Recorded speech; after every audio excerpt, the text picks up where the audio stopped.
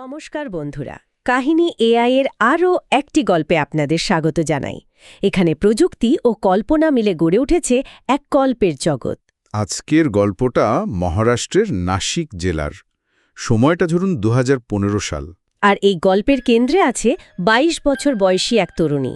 নাম তার প্রিয়া। প্রিয়া কলেজে পড়তো ঠিকই, কিন্তু পড়াশোনায় তার একদম মন ছিল না। তার মন পড়ে থাকতো অন্য এক জগতে, অভিনয়ের জগৎ, মডেলিং, নাচ, এই সবে। ঠিক ছোটবেলা থেকেই সে বাবা মায়ের থেকে লুকিয়ে অডিশন দিতে যেত, কলেজ ফাঁকি দিয়ে। তার জীবনের একমাত্র লক্ষ্যই ছিল একজন সফল মডেল হওয়া। তো একদিন রাতে প্রায় 10:30 বাজে তখন। প্রিয়া বেশ কিছুদিন ধরে কোনো অডিশনের খবরের জন্য অপেক্ষা করছিল।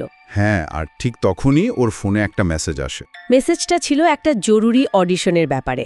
তাকে খুব তাড়াতাড়ি একটা ঠিকানায় পৌঁছাতে বলা হয়েছিল।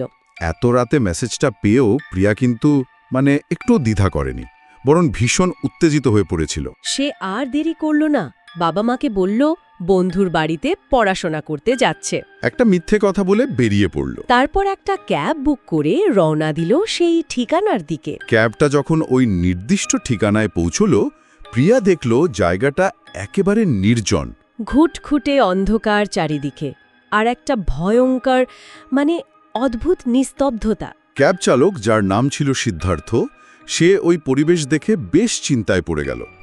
তার কেমন যেন একটা সন্দেহ হলো। সে প্রিয়াকে বলল যে একা এখানে নামাটা ঠিক হবে না, জায়গাটা সুরক্ষিত মনে হচ্ছে না। কিন্তু প্রিয়া তখন নিজের স্বপ্নের ঘোরে। সে বিরক্ত হয়ে চালককে বলল নিজের কাজে মন দিতে। সে জানালো যে এই রাতটা তার জন্য খুব খুব গুরুত্বপূর্ণ। প্রিয়া তো ক্যাব থেকে নেমে গেল। কিন্তু সিদ্ধার্থের মনটা মানল না। মানবিকতার খাতিরেই হয়তো সে ঠিক করল যে মেয়েটাকে এভাবে একা ফেলে যাবে না। সে কি করল তাহলে? সে কিছুটা দূরে গাড়িটা থামিয়ে অপেক্ষা করার সিদ্ধান্ত নিল। আচ্ছা। প্রায় 10-15 মিনিট কেটে গেছে। হঠাৎ একটা গাড়ি এসে প্রিয়ার সামনে দাঁড়ালো। গাড়ির ভেতরে একজন পুরুষ চালক ছিল, আর তার সাথে দুজন মহিলা। মহিলারা গাড়ি থেকে মুখ বাড়িয়ে প্রিয়াকে জানালো যে তারাও অডিশনের জন্যই যাচ্ছে, আর তাকে তুলে নিতেই এসেছে। প্রিয়া তো আর কিছু ভাবল না, তাদের কথায় বিশ্বাস করে গাড়িতে উঠে পড়ল। গাড়িতে ওঠার পর ওই মহিলাদের মধ্যে একজন তাকে একটা মিষ্টি খেতে দেয়। মিষ্টি? হ্যাঁ, মিষ্টি। প্রিয়া প্রথমে একটু ইতস্তত করছিল, কিন্তু ওরা খুব জোর করতে লাগলো। চাপের মুখে পড়ে সে মিষ্টিটা খেয়ে নিল। আর মিষ্টিটা খাওয়ার পরেই একটা অদ্ভুত জিনিস ঘটল। কি হলো?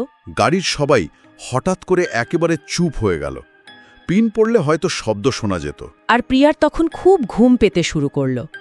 কিছুক্ষণের মধ্যেই সে গভীর ঘুমে ঢলে পড়ল। আসলে ওই মিষ্টিতেই ছিল আসল ষড়যন্ত্র। লোকমুখে শোনা যায় ওতে মেশানো ছিল বশীকরণ নামক এক ভয়ঙ্কর কালা জাদু। বশীকরণ? হ্যাঁ, এর নিয়মটা হলো বশীকরণের পর যে ব্যক্তি প্রথম আদেশ দেয়, বশীভূত ব্যক্তি সারা জীবন তার গোলাম হয়ে থাকে। এই কারণেই গাড়ির সবাই চুপ করে গিয়েছিল। কি ভয়ঙ্কর! যখন প্রিয়ার জ্ঞান ফিরল, সে দেখল সে একটা অন্ধকার অচেনা বাড়িতে বন্দী। তারপর? সে কিছু বুঝে ওঠার আগেই অন্ধকারের ভেতর থেকে একটা পুরুষের কণ্ঠস্বর ভেসে এলো। কণ্ঠস্বরটা তাকে আদেশ দিল, আজ থেকে তুই আমার গোলাম। আর প্রিয়া তার নিজের কোনো ইচ্ছাই তখন ছিল না। সে অবচেতনভাবেই সেই কথায় সম্মতি জানালো। এরপর সেই লোকটা তাকে যা যা আদেশ করতে লাগলো, প্রিয়া একটা পুতুলের মতো তাই করতে শুরু করল। বাড়ির সমস্ত কাজ করা, নাচ করা, এমনকি ওই লোকটার আদেশে সে নিজের চুলও কেটে ফেলেছিল। ভাবা যায় না। সব শেষে যখন লোকটা তাকে তার পোশাক খুলে ফেলতে বলল, প্রিয়া বিনা দ্বিধায় সেটাও করল। এটাই ছিল বশীকরণের ভয়াবহ প্রভাব। এভাবেই 3 মাস কেটে গেল। হ্যাঁ, 3 মাস। প্রিয়া নিখোঁজ। তার বাবা মা পাগলের মতো তাকে খুঁজে বেড়াচ্ছে। তারা নিশ্চয়ই পুলিশের কাছেও গিয়েছিল। অবশ্যই, কিন্তু কোনো লাভ হয়নি। অনেক চেষ্টার পর তারা শেষ পর্যন্ত সেই রাতের ক্যাব চালক সিদ্ধার্থকে খুঁজে বের করতে পারল। সিদ্ধার্থ? হ্যাঁ, সে তো ছিল। সিদ্ধার্থই তাদের জানালো যে সে সেই রাতে শুধু অপেক্ষাই করেনি, ওই দাড়িটার পিছুও নিয়েছিল। তাই নাকি? হ্যাঁ, সে জানালো যে প্রিয়াকে যে বাড়িতে নিয়ে যাওয়া হয়েছিল সেই ঠিকানাটা সে জানে। এটা তো একটা বিশাল ব্যাপার। সিদ্ধার্থের দেওয়া ঠিকানা নিয়েই প্রিয়ার বাবা মা সেই বাড়িতে পৌঁছল। বাড়ির দরজা খোলাই ছিল।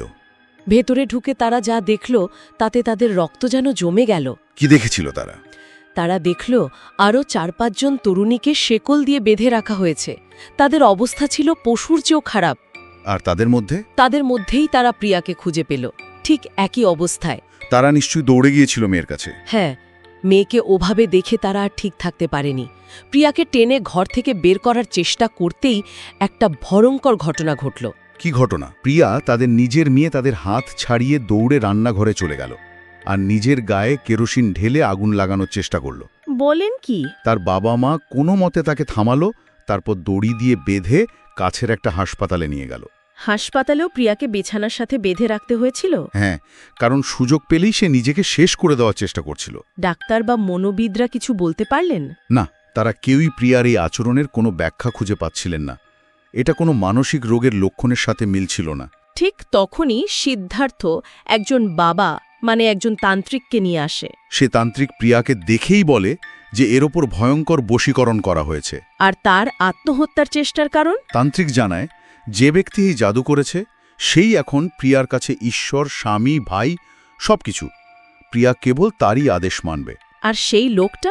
সেই লোকটা বাড়ি থেকে বের হওয়ার সময় প্রিয়াকে আদেশ দিয়ে গিয়েছিল, যদি কেউ তোকে এই বাড়ি থেকে বের করার চেষ্টা করে তাহলে নিজেকে জীবন্ত জ্বালিয়ে দিবি। এই কারণেই প্রিয়া এবার আচরণ করছিল। ঠিক। তান্ত্রিকের মতে প্রিয়াকে বাঁচানোর একটাই উপায় ছিল। কি উপায়? তাকে সেই লোকটির কাছে ফিরিয়ে দেওয়া। এটা তো অবিশ্বাস্য। প্রিয়ার বাবা মা প্রথমেই কথা বিশ্বাস করেননি।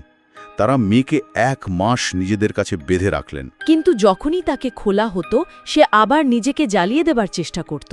অবশেষে মেয়ের জীবন বাঁচানোর আর কোনো উপায় না দেখে তারা কান্নায় ভেঙে পড়লেন। আর নিজেদের একমাত্র সন্তানকে সেই নরকে ফিরিয়ে দিয়ে আসতে বাধ্য হলেন। এই শোক, এই যন্ত্রণা তারা সহ্য করতে পারেননি। কয়েক মাস পরেই প্রিয়ার বাবা মা দুজনেই মারা যান। আর প্রিয়া, তার কি হলো? শোনা যায় প্রিয়া আজও সেই কালা জাদু করা তান্ত্রিকের দাসী হয়েই বেঁচে আছে। সেই তান্ত্রিক নাকি সুন্দর মেয়েদের এভাবেই বশীকরণ করে নিজের ক্ষমতা বাড়ায় আর নিজের পার্শ্ববিক আনন্দ চরিতার্থ করে।